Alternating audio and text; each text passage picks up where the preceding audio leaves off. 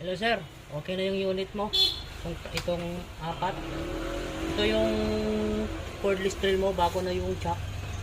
Ito po.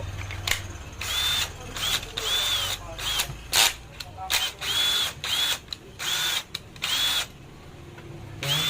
Tapos yung grinder nyo po. Ito, dito yung screw. Nilikod yung screw. Ito mga screw. Testing muna natin. Yan po.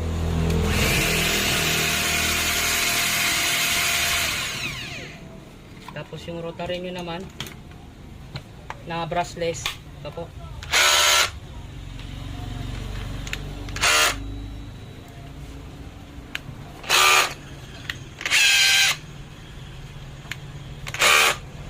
Tapos itong isang rotary mo.